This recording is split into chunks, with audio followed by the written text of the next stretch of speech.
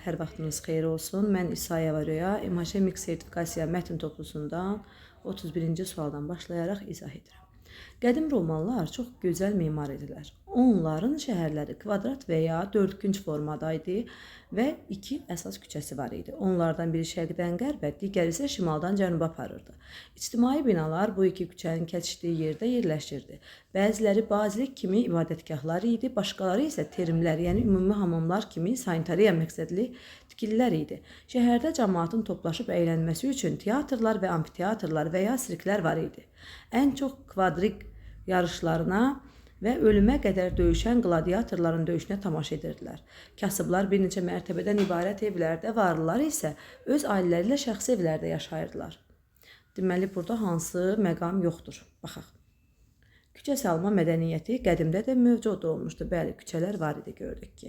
Teatrın mövcud olduğu vaxtlar sirklər də olubdur. Bəli, teatrlar və sirklər. Romada kimin kasıb, kimin varlı olması, bəli, biri varlılar şəxsi evdə, kasıblar isə ümumi evlərdə yaşayırdılar, mərtəbəli ümumi evlər. Romada sosial mühit hələ formalaşmamışdı, insanları bir yerə toplayacaq əyləncə sahilində inkişaf etməmişdi. Niyə? Bəs teatr, amfiteatrlar var idi axı. Qladiator döyüşü Roma cəmaatının maraq dairəsində olan ölümcül döyüşlər idi, bəli. Bax, ölümə qədər döyüşən qladiatorlar.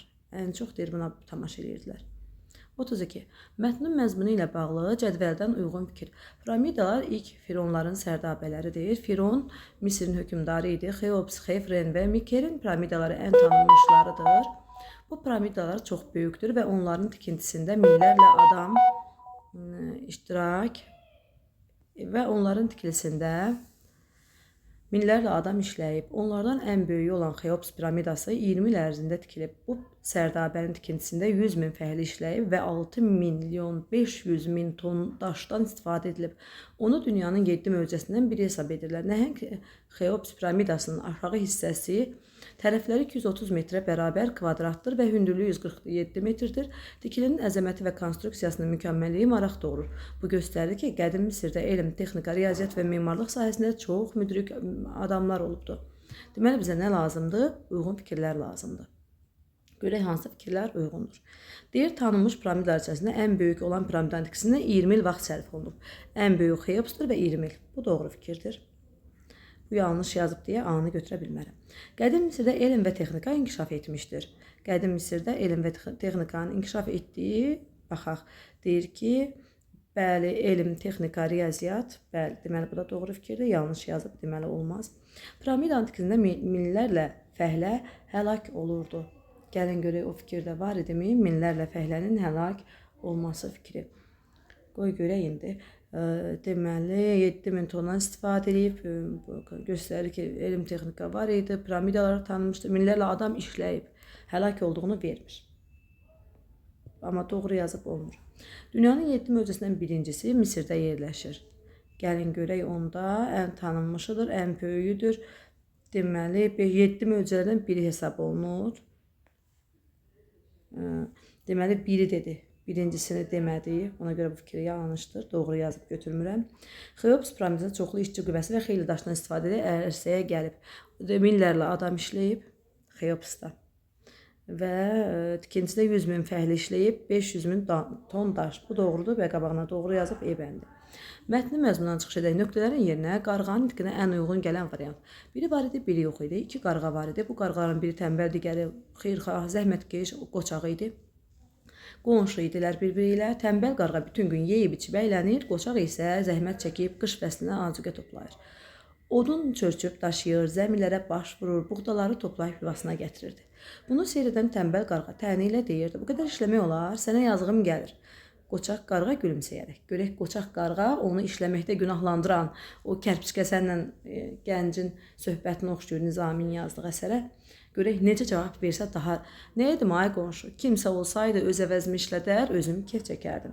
Əgər bu qayğa zəhmətkeş, xeyirxah idisə belə bir söz deyə bilməzdi. Sonra, atalar deyib ki, iş insan cöfəridir. Həm də qabaqdan qış gəlir, hazırlıq görürəm ki, qışa əziyyət çəkməyim. Bəli, bu zəhmətkeş bunu deyər. Yazıq olaram da, ay qarğa, işləməyi sevməsən, niyə zəhmətkeşsiz işləməyi sevir? Olar ay qonşu olar. Amma arada düşünürəm sənin kimi əylənmək haqqımdır. Yenə bu qarğanın xarakterinə uyğun deyildi.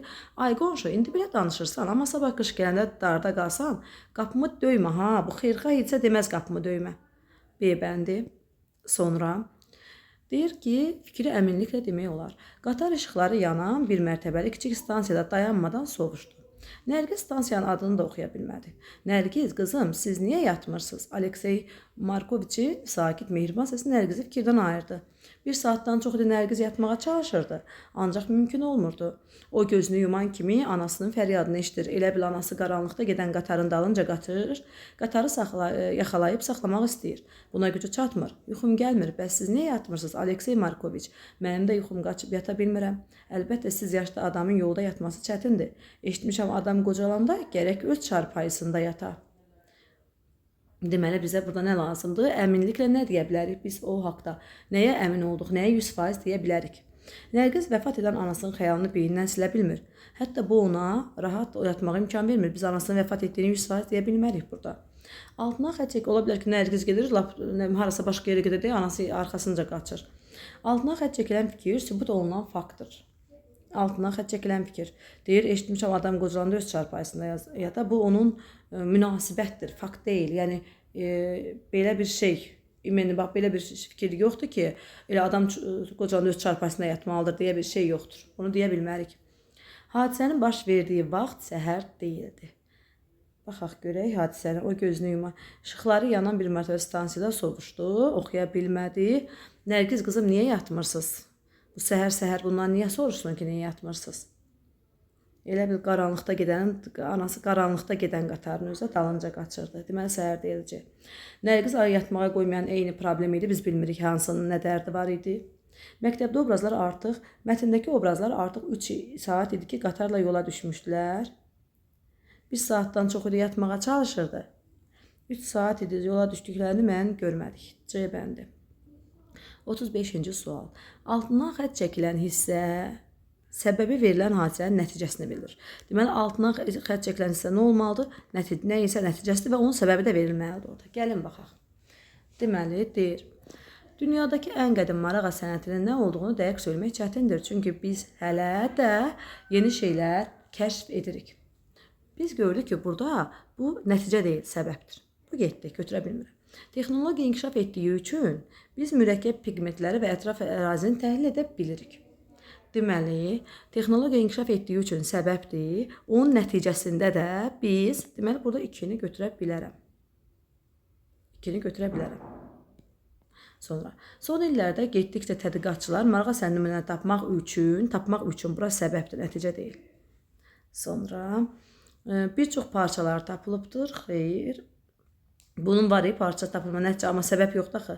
İlk olaraq rəsmin çəkildiyi xeyr. Bu da ikinci hardadır, 2B bəndindədir, 5-də. 6-da. Mətndəki obrazla bağlı qurulan cədvəldə doğru və yanlış fikirlərin sayı bərabər olmamalıdır. Bunu nəzərə alaraq sual işarəsinin yerinə yazılacaq düzgün variantı tapın. Sakit çox az yeyir, pis yatır. Yataqdan könülsüz qarma-qarışıq fikirlərlə qalxırdı. Qalxmırdı, özünü qalxmağa məcbur edirdi. Gözünü açanda. Daxilində üzücü bir boşluq hiss edirdi. Elə bir labid bir bəlanın baş verəcəyini qabaqcadan duyurdu. Son 2 ildə başqalarının əzab əziyyətlərinə qarşı həssas olub. Kobudluğa, laqeydliyə, biganəliyə dözə bilmir. Özünü yer üzərində bədbəxtlərin bədbəxti hesab edirdi. Evdə ölüm sükutu hökm sürür. Hər axşam o özü ilə əzablı mübarizəyə başlayır. Ümidsizlikdən və əzabdan gözlərinin altı vaxtından xeyli əvvəl qırış-qırış olub beli bükülmüşdü. Bizə burada nə lazımdır? Deyir, doğru və yanlışın fikri və sayı bərabər olmalıdır. Obrazın psixi problemləri olan, əsəb xəstəliyini çəkən biri olduğu dəqiqdir. Laqeydliyi sevməyən bu obraz özünü dəyərli insan hesab edir. Gəlin görək, onda boşluq var idi, həssas olmuşdu, özünü bədbəxtlərin bədbəxti hesab edir. Dəyərli insan demək olmaz buna, yox. Obraz gələcəkdə qaçınılmaz bir bəlanın olacağını düşünüb daxilən üzüntü hiss edirdi, həssas olmuşdu. Bu belə demək olmaz ki, özü ilə mübarizə aparsa özünü dəyərli bilmir. Deməli, ümidsizlik var idi, amma qaçılmaz həm yuxu, həm də yemək rejimi pozulmuşdu. Deməli, biz bura elə cümlə göstərməliyik ki, bəli, az yeyir, pis yatır. Bu fikir doğru. Biz elə fikir yazmalıyıq ki, onun doğru və yanlışın sayı bərabər olsun. Bu fikir doğrudur. Sonra arxası buradadır. Obraz yataqdan qalxarkən halı başqa vaxtdan heç nə fərqlənmirdi. Obraz yataqdan könülsüz, qarma-qarışıq, elə həmişək kimi də dərs çəkirdi. Bu da doğrudur. Sakitin ümidsizlik içində olduğu, yalnız gecələr biraz rahatlıq tapdığı görünür. Heç gecə də rahatlıq tapmırdı, yox. Duyurdu, başqalarına qarşı əzub idi, yox. Gecələr də biraz deyir, rahat yatırdı. Xeyr, bu səhv fikirdir, bu yanlış fikirdir. Gecə rahat olmurdu axı. Kobudluğa dözüm göstərməyən obrazdır. Bu doğrudur, bəli, kobudluğu deyir, sevmir. Evi səs-küysüz olurdu. Çəkdiyi əzablar üz gözündə iz buraxmışdı. Bəli, var idi. Qırışmışdı, üzü gözüdü. Deməli, burada sayı bərabər olması üçün biz bura yanlış tapdıq. Niyə? Biz gördük ki, iki doğrumuz var. İki doğrumuz var, bir yanlışımız var. Və biz nə etməliyik? Yanlışın sayını, bax, gəlin baxaq, bu doğrudur. Gördük. Və laqeydli və bu obraz özünü dəyərli hesab etmir, yox, yanlış. Deməli, bir doğru, bir yanlış buradadır. Dedim, bir olacağını düşünüb daxilən üzlüyünü hiss edirdi. Deməli, evdə hökmündə o əzabla mübarizə yapar, ümidsizlikdən əzabdan. Deməli, bizə iki yanlışdır. Bu fikirdə nə olmalıydı? Bu fikirdə yanlış idi. Niyə? Çünki biz dedik ki, bu, belə dedik, ümidsizlikdir. Amma o gələcəkdə bir bəla, məsələn, bir fəlakətmi, zəlzələmi olacağı deyil. Bax, deməli, əgər buradakı, bura biz doğru yazsaq, iki doğru, iki yanlış olar. Amma buna bayaq dediyimiz kimi yanlış götürdüyümüz üçün artıq yanlış doğrudan çox oldu. Bura doğru tapa bilməzdik, çünki bərabər olardı. Əslində, qəşəng maraqlı sual idi bu da. Sonra 37-ci sual. Necə sıralasaq cümlələr arasında rabitəli mətn yaranır? Bu çevrilmələrin ardından son olaraq süfrəmizdə formasını alıb. Bu birinci gələ bilən cümlə deyil. Biz görürük ki, bu birinci gələ bilməz. Sonrakı illərdə isə çəngəl bir əkin vasitəsi, yenə iki də birinci gələ bilməz. Yenə görürsünüz, sonrakı illər əvvəli var. Bugün hər kəsin mətbəxində yer alan çəngəl, bax, bundan cümlə başlayar. İlk olanda iki uclu olubdur. Bunu demək olar. Hazırki dövrə qədər 3, bax, əvvəl 2 uclu, sonra 3, sonra 4. Deməli, 3-ü sonra 4-ü götürə bilərəm. Çəngəl icad olunan ilk dəfə Yunanlılar tərəfindən bir müharibə silahı istifadə olunub, silahı kimi. Birinci, ilk dəfə olaraq müharibə silahı olmuşdur. Sonra əkin kimi istifadə olunubdur. Sonra isə süfrəmizdəki formasında. 34 521. Hansı cavab? E bən.